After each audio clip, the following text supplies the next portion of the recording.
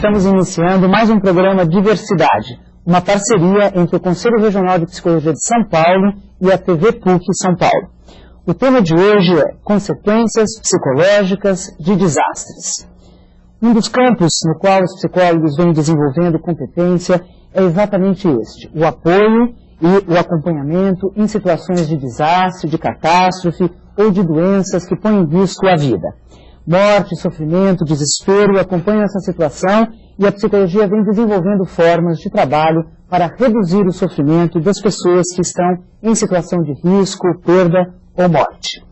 Para discutir essas questões, hoje nós temos aqui a psicóloga Maria Helena Franco, coordenadora do Laboratório de Estudos e Intervenções sobre o Luto da PUC de São Paulo, LELU, e membro do Instituto Quatro Estações, Instituto de Psicologia. Além disso, coordenadora do Grupo IP, Intervenções Psicológicas em Emergência. E também a psicóloga Maria Júlia Kovacs, coordenadora do Laboratório de Estudos sobre a Morte do Instituto de Psicologia da USP e atual diretora científica do Centro Oncológico de Recuperação e Apoio, o CORA. Vamos lá. Quais são os impactos psicológicos, quais são as consequências psicológicas que hoje a gente já conhece trazidos por uma situação de desastre? Acho que a primeira coisa que pega é que o desastre é repentino, né? Então ele mexe com o inesperado e faz com que as pessoas se sintam sem ter controle sobre os acontecimentos. O mínimo de controle a gente precisa ter para viver o nosso dia a dia. As coisas podem não acontecer exatamente como a gente pensa, mas a gente marcou um horário para se encontrar, vem fazer esse programa, depois disso eu tenho um compromisso, e assim vai. E o desastre acontece, de repente. Ele acontece de repente e ele dura muito tempo. As consequências do desastre são a longo termo. Então isso tira as pessoas da sua possibilidade de lidar com a realidade, de ter algum controle. E aí é o que pega muito. O que acontece com elas? É medo? Qual é o sentimento que a gente conhece mais próximo dessa situação? Olha, do que eu vejo é medo, sim, é impotência, né?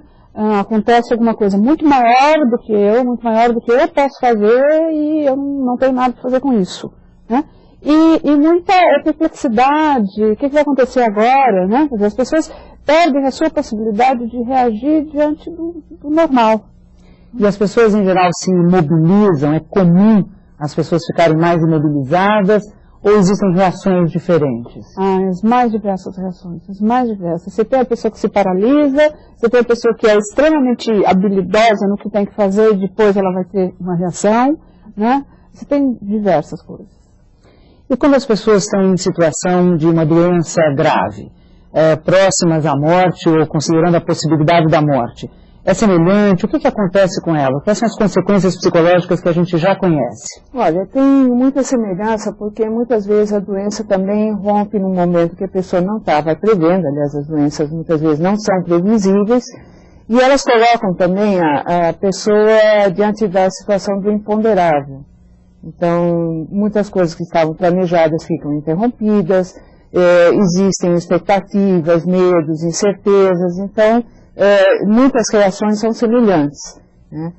O que talvez difere é que, vamos dizer, o processo de desastre é muitas vezes uma situação mais coletiva, então envolve uma série de pessoas e tal, e a doença, ela envolve a pessoa e uma família, então não tem esse impacto coletivo tão forte. Mas para a própria pessoa pode ser igualmente desastroso ou quiçá até mais, né? E o trabalho dos psicólogos nessas situações é mais com a família ou é mais com a pessoa que está doente? Na verdade, a unidade de cuidados é a família, quer dizer, o paciente e os seus familiares. Então a gente precisa realmente cuidar de ambos os lados. Às vezes a família até sofre mais do que o paciente, porque ele de alguma forma já está cuidado pela própria equipe médica, de enfermagem, etc. E muitas vezes a família fica relegada. Então é muito importante. E as famílias quando tomam o conhecimento do desastre, né? Que no caso aí estamos pensando num desastre onde as pessoas morrem. Eventualmente pode não acontecer a morte, mas supondo que esse desastre esteja ligado à situação de morte, é diferente, né? Não há um preparo para a morte. tem que aceitar? Como é que é isso? No caso do desastre, as pessoas são informadas e ele assume sempre uma proporção meio trágica, né? Alguma coisa de impacto, de repente, tudo mais. E o que acontece? As pessoas viram personagens de um drama público, né? Porque geralmente os desastres são alguma coisa que vai para a mídia, alguma coisa que entra no domínio público. Então o processo de luto, esse trauma relacionado a um luto por desastre, torna-se uma experiência ao mesmo tempo pública e privada, né? Eu acho que esse é um complicador para as pessoas. Porque no caso da doença a coisa fica mais fechada. Nós temos mortes que são de pessoas que são públicas. Isso. Aí é mais difícil. Aí é mais difícil. Na verdade, a gente até acompanhou alguns casos, me lembro agora recentemente do caso do Mário Covas, né, que de alguma forma foi interessante o processo que ele viveu, da maneira como ele viveu, mas teve um momento também que isso ficou um pouco devassado, né? Mas ele já era uma figura pública. Isso. Antes ele já era político. No caso do desastre, torna-se pública a morte. Uma pessoa que não tem nenhum preparo para estar naquela posição, né? Na verdade, no caso, vamos dizer, do Covas, eu acho que o temor que a gente fica um pouco, no caso de uma figura pública, é que você acaba devassando um pouco mais a vida dessa pessoa, as situações constrangedoras, etc. O que nos desastres também acontece, né? Quer dizer, dependendo da abordagem, quer dizer, você vê pessoas em situações extremamente constrangedoras, etc., e isso sendo divulgado, né, sem um cuidado, assim, com a privacidade dessa pessoa. Hoje em dia tem uma medida, uma portaria, não sei dizer como chama isso, que foi colocada a partir no DAC, que é o Departamento de Aviação Civil, mais específico para os desastres de aviação, né, de avião. O Brasil é o segundo país que implantou esse modo de ligar, né? Começou nos Estados Unidos, e lá é uma lei, enfim, a coisa está mais respeitada, que obriga as companhias aéreas a somente divulgar a lista de passageiros envolvidos num acidente depois que os familiares tiverem sido comunicados pela empresa aérea. Né? Por funcionários treinados para fazer essa comunicação. Quer dizer, isso no Brasil já é obrigatório? No Brasil já deve ser, porque as companhias aéreas têm que ter uma organização para isso, para assistência às famílias. Não sei se vocês repararam, quando a gente viaja, a gente teria que, mas raramente eles dizem para a gente fazer isso. Atrás da passagem tem que dizer o nome de quem contratar. Né? O brasileiro fala assim, não quero escrever porque dá um zap, porque chama, porque não sei o quê. Né? Mas se você fizer isso, que é uma coisa muito realista, tá? Você está dizendo, olha, se acontecer alguma coisa, eu estou garantindo que a minha família vai receber um tratamento adequado. Né? Ela vai ser adequadamente informada na eventualidade de um acidente.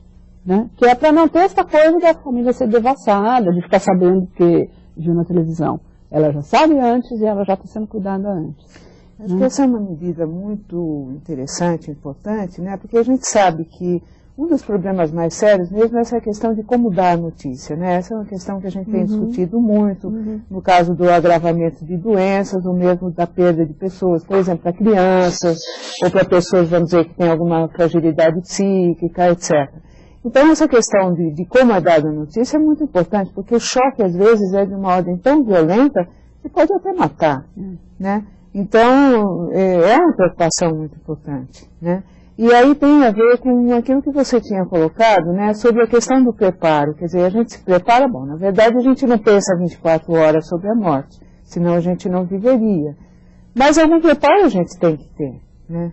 Por exemplo, eu perguntaria, será que a gente deve fazer um testamento? Né? A gente nunca sabe quando vai morrer. De repente morre, de repente não tem testamento. E aí, o que acontece? Né? E os psicólogos são chamados com frequência hoje para atender, tanto nos hospitais, no caso dos pacientes terminais, doenças graves, quanto em casos de desastres. Nós já temos essa inserção social, já somos reconhecidos como profissionais que podem contribuir nessa situação? Olha, eu tenho uma experiência, você mencionou o Grupo IP, né, que chama Intervenções Psicológicas em Emergências. O Grupo IP surgiu a partir da gente ter sentido essa necessidade e de instrumentalizar o psicólogo para atuar nessa situação. Né? Quer dizer, não basta ele ser um bom clínico que trabalha bem no seu consultório, porque a demanda é outra, a necessidade é outra. Então, a gente vem se organizando, nós já tivemos a oportunidade de atuar em 2 acidentes, E foi uma experiência muito importante, inclusive para a gente avaliar como é que a gente se treinando e respondendo a isso. São questões, sabe, tão prontamente você junta um bando de gente que está correndo no Ibirapuera, que está passando o fim de semana não sei aonde, não sei o que, você fala assim, quero todo mundo aqui porque vocês falaram que vocês tinham disponibilidade 24 horas por dia e o acidente aconteceu. Né? O acidente não acontece com hora marcada. Então, mas é uma coisa assim que é nova, realmente, né? Nova aqui no Brasil, a gente está sempre meio atrelado a algumas coisas que as pessoas já vêm fazendo há muito tempo, né? Existe uma organização nos Estados Unidos, e eu fui treinada por eles, fiz um curso lá, uma vez que o meu avião pegou fogo, também, isso é outra história, mas eles existem há não sei quantos anos, então eles mobilizam familiares de vítimas, os próprios funcionários que vão trabalhar com o resgate, que também estão sujeitos a uma necessidade de atendimento, né? Não é só o enlutado, mas a necessidade do familiar que está lá envolvido. Você não vai ver você chegar depois que um avião caiu e o que você vai ver, né? Então isso já existe em outros países, aqui no Brasil é novo, e a gente está se organizando para melhorar, enfim, essa oferta de serviço aí, né? Eu acho que na área hospitalar, eu acho que a gente já tem uma história bastante forte de construção do trabalho do psicólogo nas instituições hospitalares e também o desenvolvimento agora com o trabalho com pacientes gravemente enfermos, familiares, etc. Eu acho que até nesse ponto a gente tem um know-how bastante grande aqui no Brasil. Agora, em relação à formação, eu acho que a gente ainda tem que desenvolver bastante isso dentro da graduação. Os alunos acabam tendo uma maior força dessa atividade nos aprimoramentos ou em cursos de especialização, etc. A graduação está começando a trazer. Mas eu acho que é muito importante nisso que a Maria Helena falou também, porque é uma ampliação do escopo do trabalho do psicólogo que eu acho fundamental hoje. Quer dizer, nós estamos saindo de uma postura do psicólogo de consultório, de gabinete, etc., um psicólogo mais atento à realidade, às necessidades das pessoas, seja em situações de desastre, de catástrofe. Nós temos uma série de catástrofes naturais também, né?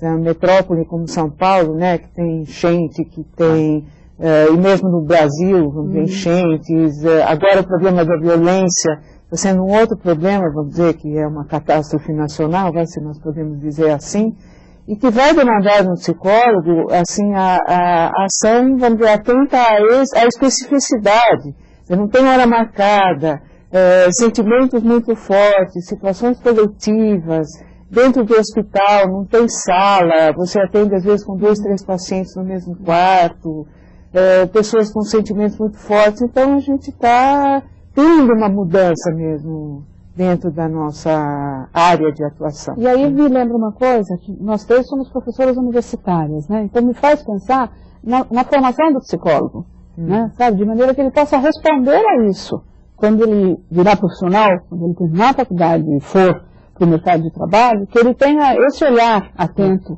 para o mundo que ele está vivendo. Né? Lá na PUC eu tenho uma disciplina eletiva que é relacionada à morte e luto, né? E eu fico muito feliz porque ela é eletiva, então eu entendo que os alunos procuram porque querem. E tem uma procura bastante boa e o pessoal gosta bastante. Eu fico feliz que daí eles já seguem para a sua formação com essa atenção, com pelo menos algum pensamento a respeito do que eu posso fazer para lidar com essas situações. Né? A Júlia tem uma experiência também na USP com isso, não é? É uma disciplina eletiva, né? Chama Psicologia da Morte também para... Agora está acontecendo uma coisa interessante, além dos psicólogos, estão procurando alunos de outras áreas, né? As disciplinas são abertas e tal, e está aparecendo muito o pessoal da área de comunicações também. Nós estão querendo, vamos dizer, de alguma forma se instrumentar para lidar com o tema. Vamos aproveitar e falar um pouco da mídia. Como é que a mídia tem lidado com essa questão da morte? Às vezes a gente assiste programas que transformam aquilo numa grande notícia nacional, lidam um pouco igual, às vezes, como se fosse festa, né? A festa e a catástrofe não faz muita diferença no formato. Como é que é isso? Como é que vocês veem o trabalho da mídia em relação à morte? Porque também nós estamos trabalhando com a questão do significado que a morte tem para as pessoas. E aí a mídia se torna um espaço muito importante. Como é que é isso? A gente é bastante procurada, né, Juliana? A gente vai meio tá falando, porque me ligou alguém, ou às vezes liga para as duas, entrevista as duas para alguma matéria, ou no jornal, na televisão, o que for. Eu acho que virou um foco de atenção, é alguma coisa recente, né, de poucos anos para cá, que virou um foco de atenção. Existem jornalistas muito cuidadosos no trato da questão, né, muito cuidadosos no que escolhem para dizer, na abordagem, no tom que vão dar aquela matéria e na escolha de depoimentos, enfim, que fazem um trabalho muito bem feito. E muitos que fazem tão bem feito que são até premiados em função desse trabalho, como já aconteceu. Agora, eu acho que acaba sendo um bom produto, né? Assim, falar de morte catastroficamente vem de jornal. Né? E aí eu acho que é uma tarefa da gente, no tratar do problema, na nossa relação com a mídia, para não deixar que vire esta coisa, um bom produto para vender jornal e ponto. Né? Para que sirva uma coisa à comunidade de informar, de ajudar as pessoas a formarem opinião e tudo mais. Acho que a gente tem um pouco essa responsabilidade. Né? Eu vejo a situação, já que o tema é catástrofe, né, às vezes como catastrófico. Né? Porque justamente se acaba exacerbando o aspecto catastrófico da morte, né, às vezes com imagens extremamente fortes e um texto fraco, às vezes tocando diretamente as pessoas e sem a possibilidade, que eu acho que, por exemplo, nesse programa está sendo importante, de se poder expor ideias, de se poder elaborar sobre o tema. Quer dizer, a morte é um tema difícil, mas é um tema necessário, quer dizer, como a gente está vendo, acontece no cotidiano das pessoas e tal. Então, eu acho que é uma questão muito importante, quer dizer, como profissionais, como professores, etc., de poder discutir isso realmente. Então, você fala da comunicação. Você fala de um texto fraco, que acompanha esses programas. O que é um texto fraco? Por que ele é fraco? Eu entenderia que ele é fraco pelo seguinte, quer dizer, existe uma necessidade muito grande de entrevistar a vítima, né, se for possível, expor o sentimento dela e, preferencialmente, se ela estiver manifestando via choro ou de alguma outra situação. Aí uma pequena fala e aí logo em seguida entra um outro assunto, possivelmente para amenizar, ou na área esportiva, ou não sei o que, ou um comercial. Então, a sensação que as pessoas têm é que, assim, a morte é pesada, tem necessidade de se ver, mas vamos logo mudar de assunto, porque a coisa é muito pesada. Então, por um lado, a morte vende muito, né, ela tem um chamativo muito grande, mas mais no sentido da imagem da catástrofe do que da própria elaboração. E aí, vamos falar agora um pouquinho do luto. É um termo que vocês usaram várias vezes. Se usa hoje na psicologia, se usa hoje, quando não era um termo assim tão comum. Luto está ligado a um vestidinho preto, a uma viúva chorosa. Qual é a definição hoje no campo da psicologia para o luto? Eu trabalho com a concepção do luto como um processo, em primeiro lugar, um processo que ele está mudando, as coisas estão acontecendo, um processo em resposta ao rompimento de um vínculo. Então isso significa que o luto pode ser por morte, por separação, por exílio, há várias situações que provocam o rompimento de um vínculo. Né?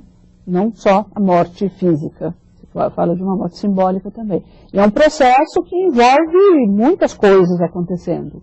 Ele é um processo pessoal, né? Mas ele também tem uma inserção na cultura muito forte.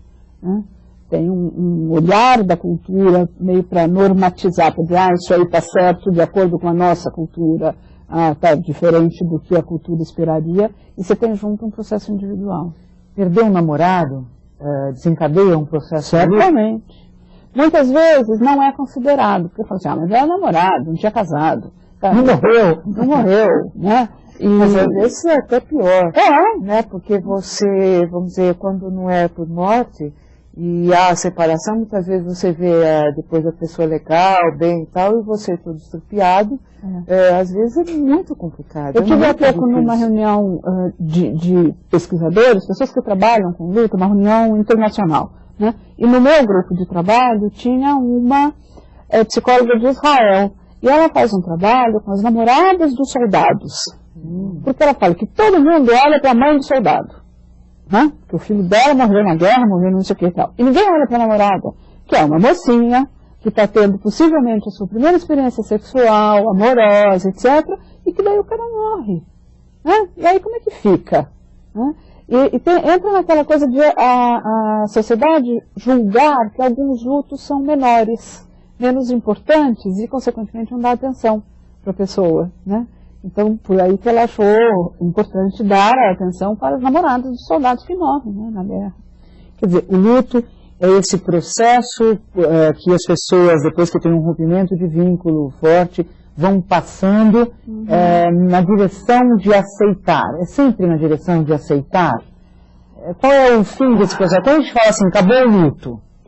Tá, na verdade nunca acaba mesmo. Não tem data marcada para acabar, né? Sabe? Acho que as perguntas que as pessoas fazem vão muito assim, né? Quando que acaba o luto? Não tem data marcada. Mas você fala de um processo de mudança daquela pessoa. Aceitar a morte é ela aceitar que a vida dela mudou. Certo. Né? Que ela vai ter que responder diferentemente às solicitações da vida, do mundo, dela mesma, e que não vai voltar a ser do jeito que era. Né? Às vezes, até acontecem coisas complicadas sobre essa questão do tempo, né? Porque muitas vezes as pessoas acham que tem que ter um certo tempo, né? E aí ficam esperando, e se a pessoa ainda está triste ou tem as suas manifestações e tal, existe uma cobrança. Né? Puxa, mas a pessoa já deveria ter elaborado, já teria que ter resolvido essa situação. E é muito complicado, porque estão envolvidos sentimentos muito fortes, muito contraditórios, ambivalentes às vezes, e que precisam de tempo de manifestação e que às vezes não é possível, né? E está sempre acompanhado de um sentimento de impotência, as pessoas se sentem muito desarmadas nesse processo de luto, há sempre um sentimento de que não tenho o que fazer frente a isso, me sinto incapaz. Talvez seja mais encontrado, mais presente nos lutos traumáticos, né? Então, eu queria voltar um pouquinho na situação do desastre, né? Para a gente falar uma coisa que é muito característica do desastre, que é a falta de um corpo, ou a existência de um corpo mutilado, ou queimado, etc., que faz com que o enlutado viva aquela experiência de ter que reconhecer o corpo, tudo mais, com um sofrimento muito grande. No caso da falta do corpo, é um agravante aí, né? Porque a gente precisa dos rituais. A gente precisa viver aqueles rituais de promover as despedidas, das pessoas se reunirem em torno do morto, em torno da família enlutada, da comunidade atingida, né? E quando você não tem um corpo, como é que você fica? Quer dizer, os rituais ajudam imensamente. São importantes. Nós vivemos numa época agora que muitos rituais ficam borrados, porque não tem como fazer, porque é complicado, porque as pessoas não sabem qual é o sentido, né? Então, muitas vezes não sabem o que fazer nessa hora. Tanto as pessoas que perderam alguém, então como é que elas lidam com essa dor, com esse sofrimento, com essa situação, e as pessoas que estão próximas a essas pessoas que perderam alguém, que também não sabem o que falar, como agir, o que eu faço nessa hora e tal. Então, os rituais são organizadores de alguma forma, né? E são situações coletivas, e a gente perdeu muito disso. Tanto que existe uma proposta, vamos dizer, psicológica também, nos trabalhos de cuidados ou de terapia, de fazer um espaço de ritualização, até para favorecer essa possibilidade. E luto, sempre que vocês estão falando, é um processo que se dá para o sujeito, ele vive o luto individualmente. A gente pode falar em luto coletivo? Por exemplo, os brasileiros passaram por um processo de luto coletivo com a morte do Ayrton Senna. O mundo passou por um processo de luto coletivo com o atentado no World Trade Center. Como é que existe, dá para falar num luto coletivo? Dá para falar. Acho que o Brasil teve algumas experiências. Teve o Ayrton Senna, teve o Tancredo Neves, né? E acho que tem o que diferencia o luto coletivo é que morre alguém que você conhece muito bem, mas que não te conhecia, mas com quem você tinha uma relação significativa, né? Pelo que aquela pessoa representava para você, Ayrton Senna, um sujeito que representou o nome do Brasil, enfim, todas as associações que tinha com ele, ou Tancredo, a possibilidade política que vinha com ele, tudo isso. Então, é isso que vai junto, né? Assim, é o sonho associado àquela pessoa, de uma relação desigual, né? Essa coisa, a pessoa não me conhece, mas eu a conheço. Né? Ela entrou na minha casa, mas eu nunca fui à casa dela. Né?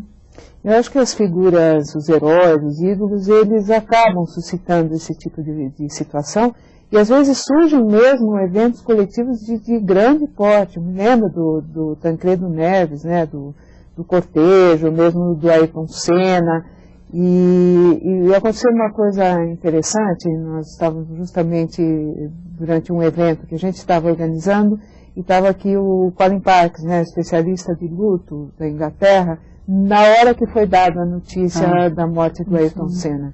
E ele não conhecia o Ayrton Senna, mas pela reação da plateia, ele imediatamente entendeu que era uma pessoa extremamente significativa. Ele pediu um momento de silêncio e tal, porque foi uma coisa tão forte, que mesmo ele não conhecendo, né, ele pôde perceber na plateia. Ele lembra disso até hoje. Até hoje. Percebeu que se rompia um vínculo.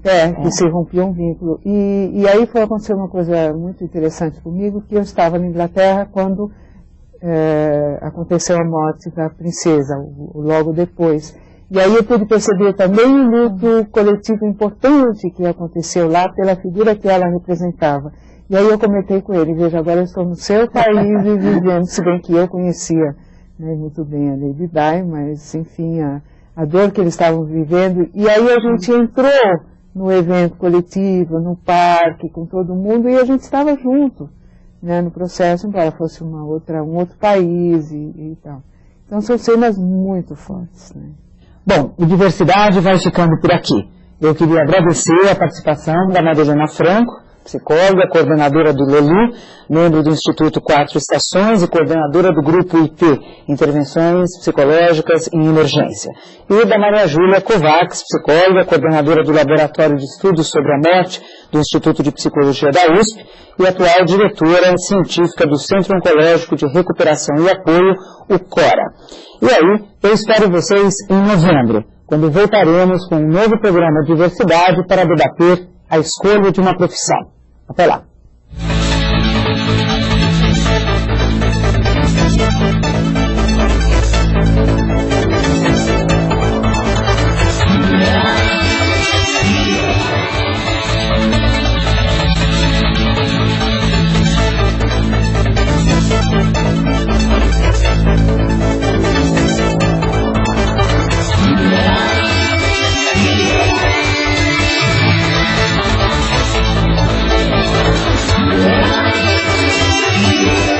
Diversidade, uma realização do Conselho Regional de Psicologia de São Paulo e TV PUC São Paulo.